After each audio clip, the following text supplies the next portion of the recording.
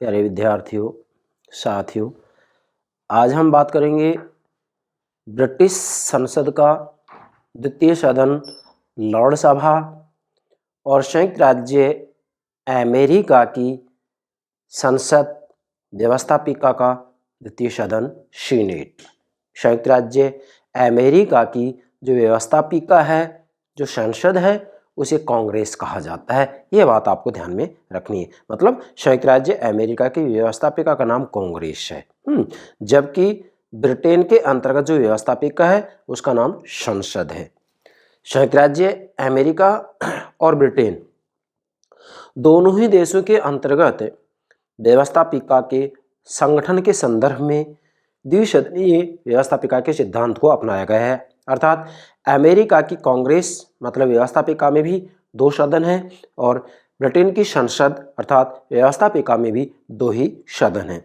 संयुक्त राज्य अमेरिका की जो व्यवस्थापिका है उसका नाम कांग्रेस है और कांग्रेस में 2 सदन हैं। प्रथम सदन का नाम प्रतिनिधि सदन है और द्वितीय सदन का नाम सीनेट है। जबकि ब्रिटेन के अंतर्गत जो संसद है अर्थात व्यवस्थापिका, इसमें भी 2 सदन है। प्रथम सदन का नाम प्रतिनिधि सदन है और द्वितीय सदन का नाम लॉर्ड सभा है। तो आज हम संयुक्त राज्य अमेरिका और ब्रिटेन की व्यवस्थापिकाओं के द्वितीय सदनों की तुलना करेंगे, जैसा कि मैंने यहाँ नोट भी कर दिया है, ब्रिटिश लॉर्ड सभा की अमेरिकी सीनेट से तुलना। ठीक है भाई। तो सर्वप्रथम मेरे प्राणों से प्यारे विद्यार्थियों, प्रतिदिन जो हम एक लेक्चर हमारे यूट्यूब चैनल पर अपलोड करते हैं उसकी जानकारी मेरे प्राणों से प्यारे विद्यार्थियों को हो सके, इसके लिए हमारे यूट्यूब चैनल को सब्सक्राइब अवश्य कीजिएगा। आशा करता हूँ आपने सब्सक्राइब कर दिया होगा। Thank you very much, thank you very much. मेरे प्राणों से प्यारे विद्यार्थियों, मैं आपको विश्वास के साथ कह रहा हूँ कि राजनीति विज्ञान का संपूर्ण पाठ्यक्रम मैं आपको मेरे YouTube चैनल पर फ्री में उपलब्ध कराऊंगा। यह बात आपको ध्यान में रखनी है। इसलिए आपका परम दायित्व है कि अन्य विद्यार्थी जिनको हमारे YouTube चैनल की जानकारी नहीं है, भाई आप उनको भी हमारे YouTube चैनल से अवगत कराइएगा। हम पूर्ण विश्वास के साथ कह रहे हैं कि आपको हमेशा ही हमारे YouTube चैनल पर फ्री में संपूर्ण राजनीति विज्ञान का पाठ्यक्रम समझने के लिए मिलेगा। इसी के साथ में यह भी मैं आपको विश्वास दिलाता हूँ कि यहाँ जो भी मैं टॉपिक लूँगा उसमें भाई मैं दिखावा औपचारिकता नहीं बल्कि गंभीरता से, गहराई से प्रत्येक बात को आपको समझाऊंगा। इस रूप में समझाऊंगा कि आपको इधर उधर भटकने की कतई आवश्यकता नहीं है। ठीक है डियर स्टूडेंट्स, ध्यान दें।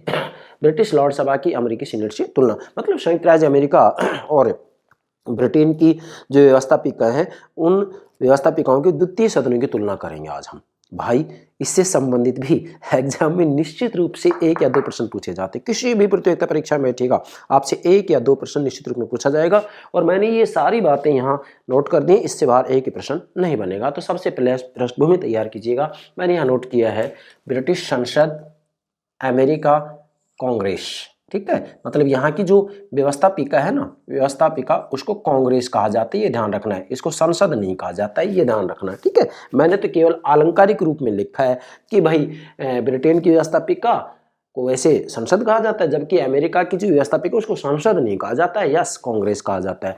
अब ब्रिटिश संसद के 2 सदन है, लोक सदन, लॉर्ड सभा है, और संयुक्त राज्य अमेरिका की जो व्यवस्थापिका है जिसको कांग्रेस कहा जाता है, बार बार कह रहा हूं मैं, इसको संसद नहीं कहा जाता है। हाँ, जब हम पूरी दुनिया की व्यवस्थापिकाओं का अध्ययन करते हैं तो ये जरूर कह सकते हैं कि भाई हम जो है पार्लियामेंट का अध्ययन कर रहे हैं, संसद का अध्ययन करें, ये तो कहा ही जाएगा, लेकिन नाम उसका क्या है, कांग्रेस है। वैसे देखा जाए तो हम ब्रिटेन की भी व्यवस्थापिका का अध्ययन कर रहे हैं और संयुक्त राज्य अमेरिका की भी व्यवस्थापिका का अध्ययन कर रहे हैं। वो अलग बात है कि ब्रिटेन की व्यवस्थापिका को संसद कहा जाता है, जबकि संयुक्त राज्य अमेरिका की व्यवस्थापिका को कांग्रेस कहा जाता है, ना कि संसद। यस, ध्यान देंगे। अब ब्रिटिश संसद में 2 सदन है, मतलब द्विसदनीय व्यवस्थापिका सिद्धांत को अपनाया गया है, जिसे मैंने नाम नोट कर दिया है। प्रथम सदन लोक सदन है और द्वितीय सदन लॉर्ड सभा है। प्रथम सदन कौन है, लोक सदन, जिसे कि निम्न सदन भी कहा जाता है, नोट कीजिएगा, जिसे कि निम्न सदन भी कहा जाता है। और लॉर्ड सभा द्वितीय सदन है, जिसे कि उच्च सदन भी कहा जाता है। 2 सदन हो गए। मैंने लोक सदन और लॉर्ड सभा के ऊपर अलग से वीडियो अपलोड कर दी है, प्लेलिस्ट में देखिएगा। इसके बाद में संयुक्त राज्य अमेरिका की जो व्यवस्थापिका है उसको वहाँ कांग्रेस कहा जाता है। तो अमेरिका में भी जो व्यवस्थापिका है वह द्विसदनीय है, मतलब अमेरिका में भी द्विसदनीय व्यवस्थापिका के सिद्धांत को अपनाया गया है। ठीक है भाई, व्यवस्थापिका के संगठन के संदर्भ में विशेषकर दो सिद्धांत होते हैं, या तो द्विसदनीय व्यवस्थापिका होगी या एक सदनीय व्यवस्थापिका होगी। जैसे चीन के अंतर्गत आप देखिएगा एक सदनीय व्यवस्थापिका है, उसकी व्यवस्थापिका का नाम राष्ट्रीय जन कांग्रेस है, तो वहाँ पर दो सदन ही एक ही सदन है। जबकि अमेरिका और ब्रिटेन में द्विसदनीय व्यवस्थापिका के सिद्धांत को अपनाया गया है। इसका मतलब ये होता है कि भी व्यवस्थापिका में दो सदन होते हैं। तो अमेरिका में भी दो सदन है। प्रथम सदन प्रतिनिधि सदन है, जिसे कि निम्न सदन भी कहा जाता है, और दूसरा जो सदन है वो सीनेट है, जिसे कि उच्च सदन भी कहा जाता है। ठीक है, अब यहाँ मैंने प्रतिनिधि सदन और सीनेट के ऊपर भी अलग से भी वीडियो अपलोड कर दी है, आप प्लेलिस्ट में देखिएगा। अगर अमेरिका की बात आती है तो अमेरिका के संविधान नाम से हमने प्लेलिस्ट बना रखी, उसमें आप देखेंगे।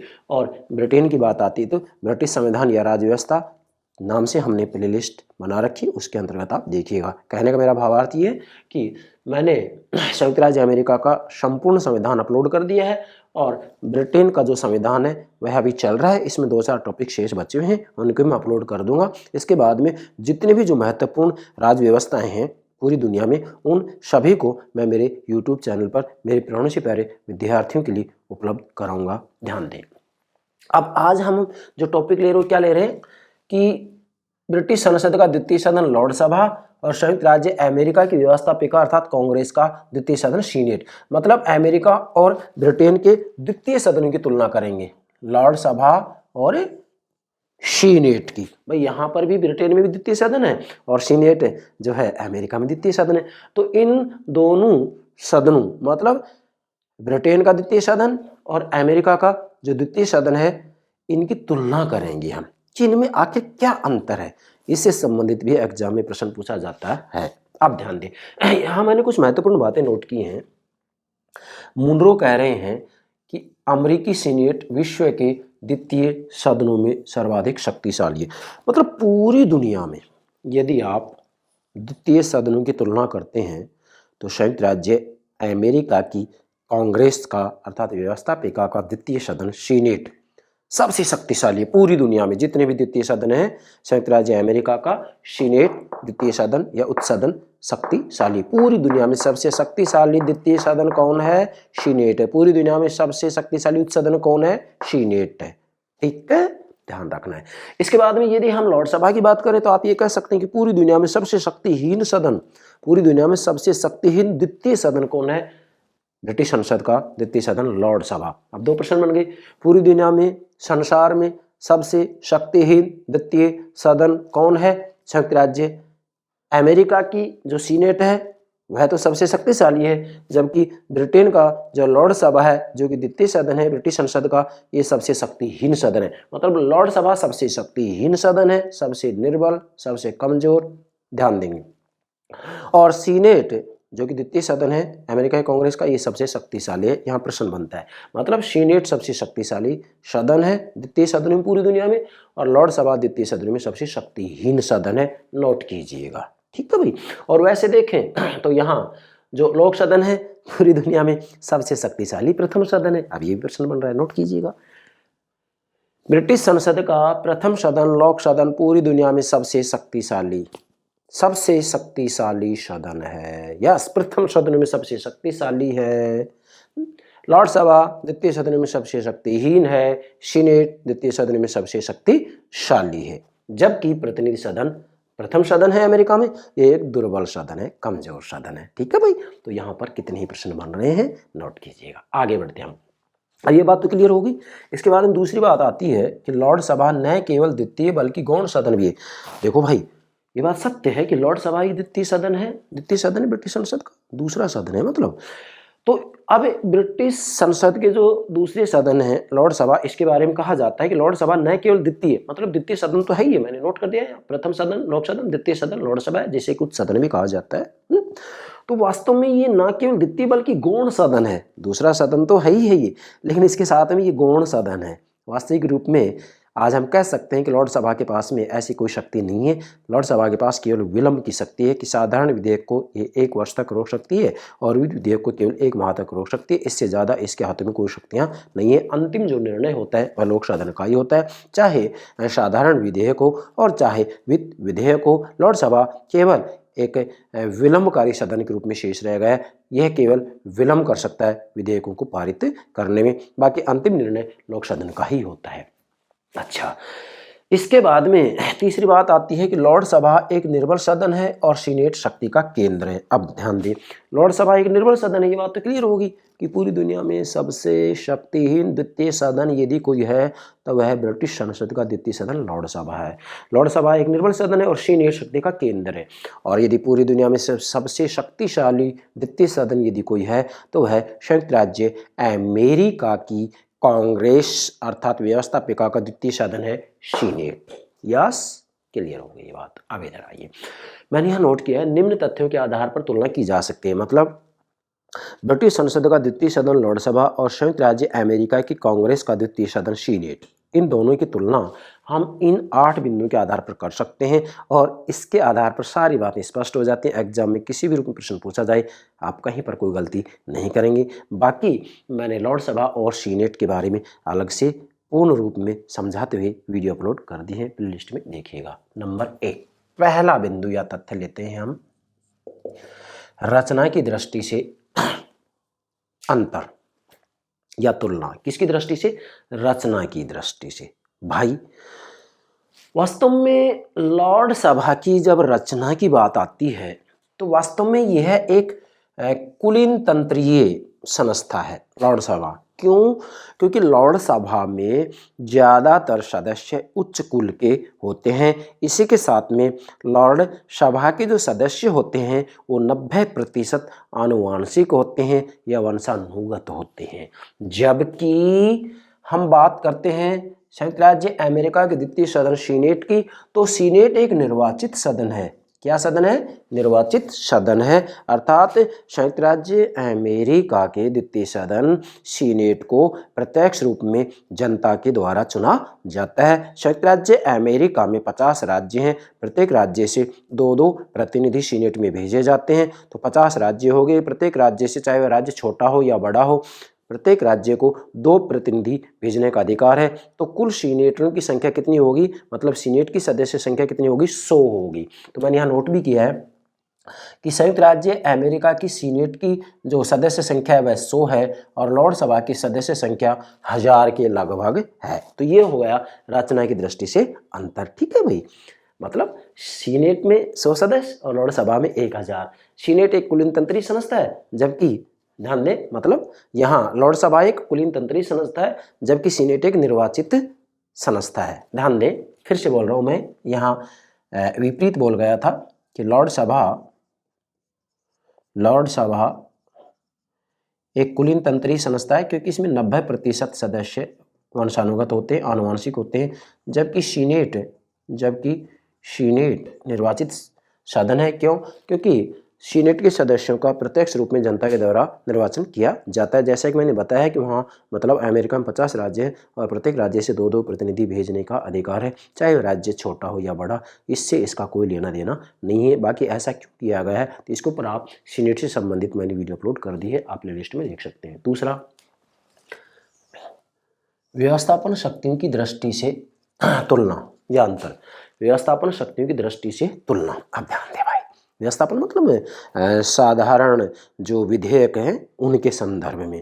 तो ध्यान दें, वास्तविक रूप में जो साधारण विधेयक हैं उनको प्रस्तुतिकरण करने की बात आती है तो लॉर्ड सभा और सीनेट दोनों समान है। मतलब साधारण विधेयक को लॉर्ड सभा में भी प्रस्तुत किया जा सकता है और सीनेट में भी प्रस्तुत किया जा सकता है। अर्थात ब्रिटेन में लॉर्ड सभा के सामने भी साधारण विधेयक प्रस्तुत किया जा सकता है, जबकि अमेरिका में सीनेट के सामने भी साधारण विधेयक प्रस्तुत किया जा सकता है। अर्थात ब्रिटिश संसद में दोनों सदनों में किसी भी सदन के पास में जो है साधारण विधेयक प्रस्तुत किया जा सकता है, और अमेरिका में भी साधारण विधेयक दोनों सदनों में से किसी भी सदन के पास प्रस्तुत किया जा सकता है। दोनों सदनों के नाम मैंने यहाँ नोट कर दिए, ठीक है भाई।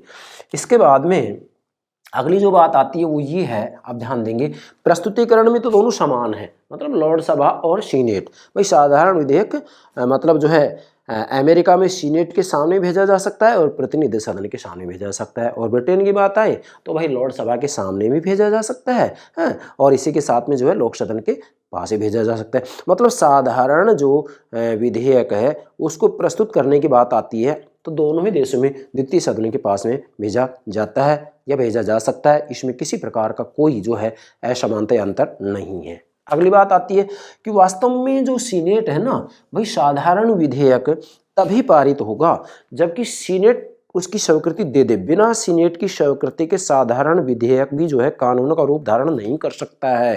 क्यों? क्योंकि सीनेट शक्तिशाली है। बिना सीनेट की अनुमति के साधारण विधेयक अधिनियम नहीं बन सकता है। इसके बाद में लॉर्ड सभा की बात आती है तो लॉर्ड सभा साधारण विधेयकों में केवल 1 वर्ष तक का, मैंने नोट कर दिया, 1 वर्ष तक का विलंब कर सकती है। मतलब लॉर्ड सभा वास्तविक रूप में एक प्रकार से विलंबकारी निषेधाधिकार का प्रयोग कर सकती है। बस केवल 1 वर्ष तक का विलंब कर सकती है, 1 वर्ष तक रोक सकती है, उसके बाद में जो है उसको वापस भेजना पड़ेगा। अर्थात अगले सत्र में यदि वास्तविक रूप में संसद लगातार 2 सत्रों में रहती है और वह उस विधेयक को पुनः पारित कर देती है तो लॉर्ड सभा कुछ भी नहीं कर सकती है। उसके बाद में सीधा राजा के पास भेज दिया जाएगा और राजा उसकी स्वीकृति दे देगा। तो वास्तव में लॉर्ड सभा तो केवल 1 वर्ष तक का विलंब कर सकती है। इसलिए कहा जा सकता है कि लॉर्ड सभा साधारण विधेयकों के बारे में केवल विलंबकारी निषेधाधिकार का प्रयोग करती है, जबकि जो सीनेट है वास्तविक रूप में यह पूर्ण निषेधाधिकार का प्रयोग करती है। मतलब सीनेट की अनुमति के बिना साधारण विधेयक अधिनियम नहीं बन सकता है। तो यहाँ अंतर आ गया। मतलब साधारण विधेयक के संदर्भ में सीनेट शक्तिशाली है, जबकि लॉर्ड सभा केवल एक विलंबकारी सदन के रूप में केवल 1 वर्ष तक रोक के रख सकती है। इससे ज़्यादा इसके हाथ में कुछ भी नहीं है। अगली बात तीसरा है वित्तीय शक्तियाँ। अब वित्तीय शक्ति की तुलना की जाए तो ध्यान दें, वास्तविक रूप में वित्त विधेयक की बात आती है तो प्रस्तुतिकरण जो है, मैंने यहाँ संक्षेप में लिखा है मतलब प्रस्तुतिकरण। विधेयक को प्रस्तुतिकरण करने की बात आती है तो ना तो लॉर्ड सभा और ना ही सीनेट में। मतलब वित्त विधेयक ना तो ब्रिटेन में लॉर्ड सभा के सामने प्रस्तुत किया जाता है और ना ही अमेरिका में सीनेट के सामने प्रस्तुत किया जाता है। क्यों? क्योंकि वित्त विधेयक विशेषकर प्रथम सदन के सामने ही प्रस्तुत किया जाता है। क्यों? क्योंकि इसे जनता का प्रतिनिधि सदन माना जाता है। जनता का प्रतिनिधि सदन माना जाता है। हालांकि सीनेट भी जनता का प्रतिनिधि सदन है, लेकिन राज्यों का प्रतिनिधि है। ठीक है भाई। तो कहने का मेरा भावार्थ यहाँ ये है कि वित्त विधेयक को प्रस्तुत करने की बात आती है तो ना तो यह लॉर्ड सभा के सामने भेजा जा सकता है और ना ही जो है सीनेट के सामने प्रस्तुत किया जा सकता है। ठीक है। तो यहाँ पर एक प्रकार से समानता होगी, कोई अंतर नहीं है। मतलब वित्त विधेयक ब्रिटेन में केवल लोक सदन के पास में भेजा जाएगा और अमेरिका में केवल प्रतिनिधि सदन के पास में भेजा जाएगा, और भारत की बात आए तो लोकसभा के पास में भेजा जाएगा। इसका मतलब समझ गए ना भाई, जनता का जो प्रतिनिधि सदन होता है उसके पास ही सबसे पहले जो है वित्त विधेयक प्रस्तुत किया जाता है। अब पर इसमें कुछ अंतर है। क्या? कि वास्तविक रूप में जो लॉर्ड सभा है, लॉर्ड सभा वित्त विधेयक को केवल 1 माह तक रोक सकती है। हाँ, ये बात सही है कि वित्त विधेयक में संशोधन के लिए लॉर्ड सभा सुझाव दे सकती है, परंतु लोक सदन उसे मानती है या नहीं मानती है, यहाँ लोक सदन का निर्णय अंतिम होगा। इसलिए वित्त विधेयक के संदर्भ में भी ब्रिटिश संसद का द्वितीय सदन लॉर्ड सभा केवल एक विलंबकारी सदन के रूप में शेष रह गया, अर्थात 1 माह तक केवल उसको रोक सकता है बस। परंतु वास्तविक रूप में अमेरिका की बात आए तो वित्त विधेयक दोनों सदनों द्वारा पारित होना जरूरी है। मैंने यहाँ नोट भी किया, दोनों सदनों द्वारा पारित जरूरी अमेरिका में। यहाँ आप लिखेंगे अमेरिका में दोनों सदनों के द्वारा वित्त विधेयक पारित होना बहुत जरूरी है। जब तक दोनों सदनों से पारित नहीं कर देंगे तब तक वो लागू नहीं होगा। क्लियर हो गया अंतर? जबकि लॉर्ड सभा केवल 1 माह तक रोक सकती है। तो यहाँ आप देख सकते हैं वित्त विधेयक में भी शक्तिशाली कौन है? अगर लॉर्ड सभा की तुलना सीनेट से करें तो कौन है? सीनेट ही शक्तिशाली है। यस। इधर भी देखते हैं व्यवस्थापन शक्ति में भी, तो यहाँ पर भी सीनेट शक्तिशाली है, लॉर्ड सभा शक्तिहीन है, एक विलंबकारी साधन है। यहाँ पर वित्त विधेयक में भी लोकसभा एक विलंबकारी साधन ही है, बस 1 माह तक रोक सकते वित्त विधेयक को। नेक्स्ट चौथा, संविधान संशोधन। क्या? संविधान संशोधन से संबंधित तुलना। अब देखो, संविधान संशोधन से संबंधित जो विधेयक है उसका प्रस्तुतिकरण दोनों सदनों में किया जा सकता है। दोनों सदनों में मतलब अगर संविधान में संशोधन से संबंधित विधेयक की बात आती है तो लोकसभा के सामने भी भेजा जा सकता है और सीनेट के सामने भी प्रस्तुत किया जा सकता है। परंतु यहाँ सीनेट शक्तिशाली है।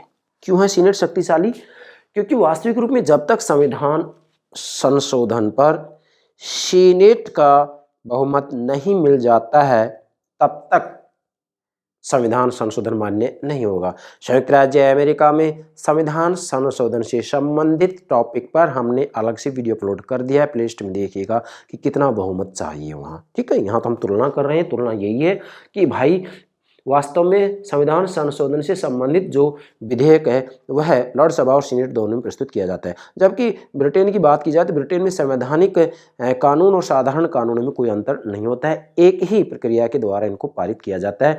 परंतु यदि अमेरिका की बात आए तो अमेरिका में संविधान में संशोधन तब तक मान्य नहीं होगा जब तक सीनेट का 3/4 बहुमत प्राप्त नहीं कर लिया जाता है। अब यहाँ वास्तविक रूप में कुछ संदर्भ में 2/3 भी है, तो इसके ऊपर हम संविधान संशोधन से संबंधित जो प्रक्रिया है अमेरिका के अंतर्गत मैंने आपको कह दिया है कि अलग से वीडियो अपलोड कर दिया है, वहां आप देखिएगा। यहाँ केवल तुलना की बात हो रही है। ठीक है भाई।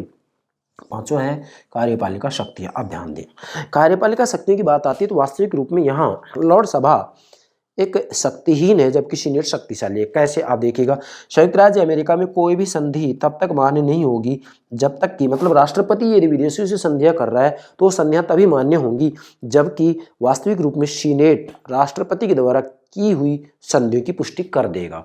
इसके बाद में दूसरा है, राष्ट्रपति के द्वारा कोई भी नियुक्तियां की जाती हैं तो नियुक्तियां तभी मान्य होंगी जबकि सीनेट उन्हें स्वीकार कर लेगा।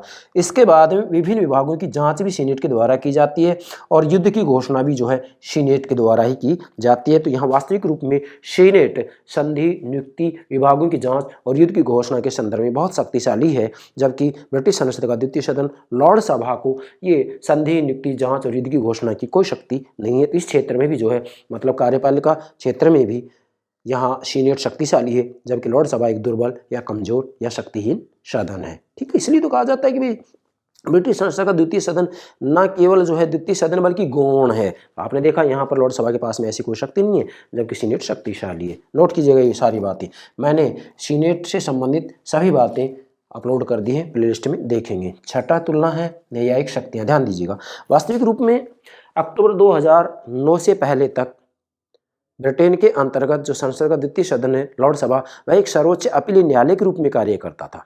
अर्थात लोकसभा के द्वारा जो महत्वपूर्ण कार्य किया जाता था वह न्यायिक कार्य किया जाता था। लेकिन अक्टूबर 2009 से ब्रिटेन में स्वतंत्र रूप में न्यायपालिका की स्थापना कर दी गई है। अतः आज लोकसभा एक सर्वोच्च अपीलीय न्यायालय के रूप में कार्य नहीं करता है। ठीक है, मैंने यहाँ लिखा है अक्टूबर 2009 तक लोकसभा सर्वोच्च अपीलीय न्यायालय के रूप में कार्य करता था। अर्थात वास्तविक रूप में लोकसभा का जो प्रमुख कार्य था अक्टूबर 2009 से पहले वह सर्वोच्च अपीलीय न्यायालय से संबंधित था, इसलिए लोकसभा के द्वारा विशेषकर न्यायिक कार्य किया जाता था।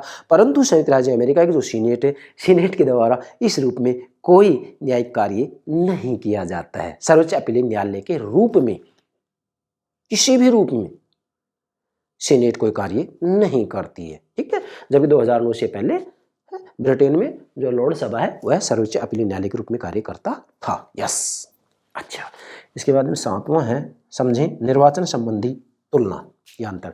निर्वाचन संबंधी में वैसे ये बात है मैंने प्रथम बिंदु में स्पष्ट कर दी है, लेकिन कोई बात नहीं, अलग से हम इसको तरीके से समझें। निर्वाचन संबंधी में क्या है कि सीनेट के सदस्यों का निर्वाचन प्रत्यक्ष रूप में किया जाता है। मैंने नोट भी कर दिया, प्रत्यक्ष निर्वाचन मतलब संयुक्त राज्य अमेरिका का जो कांग्रेस है उसका जो द्वितीय सदन है सीनेट का प्रत्यक्ष रूप में जनता के द्वारा निर्वाचन किया जाता है। जैसे मैंने आपको बता दिया कि वहाँ 50 राज्य, प्रत्येक राज्य से 2 प्रतिनिधि सीनेट में भेजे जाते हैं, तो 50 गुना 2 तो टोटल सदस्य कितने हो गए सीनेट के? 100 हो गए। हमारे भारत की तरह नहीं है, राज्यसभा के अंतर्गत हम देखते हैं तो सभी जो है राज्यों से जनसंख्या के आधार पर जो है प्रतिनिधित्व भेजा जाता है, जबकि अमेरिका में ऐसा कुछ भी नहीं है, वहाँ समानता के सिद्धांत को अपनाया गया है।